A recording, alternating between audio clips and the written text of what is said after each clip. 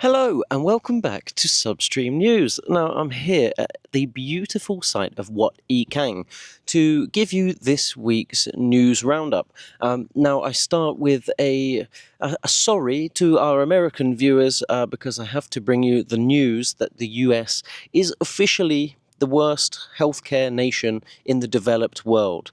Yes, Mirror Mirror 2024, a portrait of the failing US health system, was published by the Commonwealth Fund, and it looked at 70 care systems in 10 wealthy nations, including Australia, Canada, the United Kingdom, the US, and various others. Now, the US came dead last overall and in most of the categories, and notably accessibility and healthcare outcomes, as well as rankings in administrative efficiency and equity.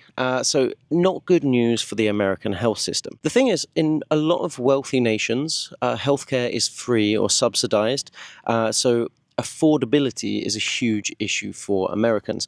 So a lot of people do talk about how difficult the US health system is and how insurance is really necessary, but there are 26 million Americans who do not have health insurance, and they have to pay out of pocket for any, operations, medicine, stuff like that. So that is why affordability is such a concern. Now, the other part is even those who do have health insurance have out-of-pocket fees to pay. It doesn't cover everything. So the US has its healthcare problems, but the survey does note, interestingly, that no country is perfect. Here's a quote. It says, "Readers should use caution in drawing conclusions when comparing countries' overall performance. Each country has areas of higher and lower performance, and all countries have something to learn from one another." Now, if you're interested in learning more about the other countries detailed in this report, as well as more information about the US healthcare performance, the link to the story is in the video description below. We share all of our sources so that you can do further reading if you are interested in the stories we share. Let's move on to the next story. Well, I never thought I'd be asking this question, but is OpenAI a biological weapons risk? Well, when I saw that headline, I thought that was quite bizarre, but OpenAI's newest GPT-o1 model is the first to demonstrate capabilities that could aid experts in reproducing known and unknown biological threats. Now, this is according to William Saunders, who used to work at AI, and he told this to the US senators. He's very concerned. Here's a direct quote. He said, "OpenAI's new AI system is the first system to show steps towards biological weapons risk, as it is capable of helping experts in planning to reproduce a known biological threat." So the point of this story is that we risk catastrophic harm if we don't start putting safeguards in place for AI. And we've covered that theme in so many stories that if we let AI go unchecked, it could really be the end of us. It could really damage us. There are ants crawling on my legs. Ow! Okay. Yes, so if a publicly available system like OpenAI can understand biology, that is an existential threat to humans. Until it gets to that point, not so much. But if it were to understand biology and act maliciously, it could end us. That's a worrying thought. Do you agree? Do you think this is a possibility? Well, it's a possibility, but do you think it's a probability? Let me know in the comments. The walking mushroom. Now, that sounds a bit like a children's fairy tale or nursery rhyme, but it's actually completely real.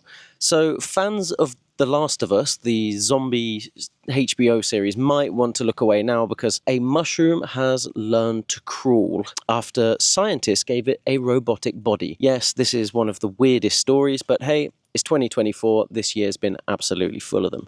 So scientists from Cornell University and the University of Florence have developed biohybrid robots powered by electrical signals of a king oyster mushroom. They had two different designs, a soft spider-like robot and a wheeled robot. Now, one of the key challenges faced by the researchers was to develop a system that could basically detect and utilize the faint electrical systems that, generated by the mycelium to control the robots. That was the hard part. But, well, they did it. It reads their electrical activity, they're like raw energy and processes it and turns it into signals to move the robot. Now, these biohybrid robots, I think this is absolutely crazy. I honestly don't really know what value this brings to science, but hey, it's not for me to judge, is it? Science is a wonderful thing, and yeah, this is just a super weird story. If you want to read more, again, the link's in the description. While you're down there, don't forget to click subscribe, and you can come back and see me, perhaps somewhere else, some beautiful location, or perhaps in my home office. You never know, but come back and watch another video in the future. Let's move on to the next story. Okay, it's not quite as exciting as walking mushrooms, but Google has announced that it's introducing a new content labeling system, and this is designed to help target misinformation, essentially, because of AI. The tech giant is planning to integrate the Coalition for Content Provenance and Authenticity Standard, that's C2PA. Remember that acronym because you may begin to see it. So this system will track the origin and editing history of digital content and implement it into search, ads, and other potentially YouTube services. So the issue is that AI content's becoming too realistic and that average internet users aren't able to tell the difference. And that's why a content labeling system such as this is becoming necessary. People need to be able to determine the authenticity. And if the file, the image file, has a history of information behind it, that's really helpful. That metadata will tell people where the image originated from and perhaps even who made it, and if it's AI or not.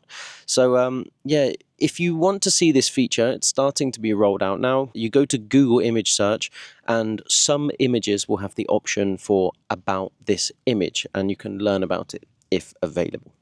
Let's move on. Now, American viewers, there are many of you, hello. I have good news to counteract the bad news of your healthcare system. The good news is Costco, which is such a positive institution in the US, in paying fair wages. It just has a wonderful reputation. Well, you may be pleased to know they're now getting into the real estate game in a good way. And so what they're planning is to build an 800-unit apartment complex and supermarket services, everything in South Los Angeles. Now, 184 of those units, 23%, are set aside for low-income households. And I really like this story because they're going to keep rents low across the units, but especially low for these low-income people. And that's important because the rent crisis is out of control. Get off my camera, Mr. Ant.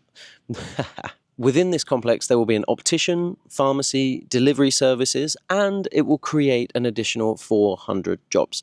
So that's high-quality housing, below market rate. Kudos to Costco. Another reason to appreciate this company. And finally, you've made it to the final story. Thank you very much if you're still watching. About a month ago, our loyal viewers may remember, we did a story about this guy Kadyrov. He's a Chechen warlord, and he claims that Elon Musk sent him a Tesla Cybertruck to use on the battlefield. Absolute nonsense. You can see here, Elon Musk just denied it in classic Elon fashion with some expletives and or some choice words. And even more, he's gone one step further, and Elon has remotely, I don't know if Elon, but someone at Tesla has remotely deactivated the Chechen Cybertruck with a machine gun turret on the back. Well, the downside is Kadyrov has 2 more Cybertrucks that have not yet been deactivated, but that's our final story for this week. Just a little follow-up on that. That was a crazy story. This guy installed, a big machine gun turret on a Cybertruck, and actually Tesla said that the Cybertruck is bulletproof for pistols, but for heavy machine gun fire, absolutely not. So not particularly that useful on the battlefield. But that's it for this week. Thank you so much for watching and tuning in. I'm going to go walk around this stunning old ancient ruin and have a wonderful, very hot, sweaty day. I hope you have a wonderful, not so sweaty day yourself. See you next time.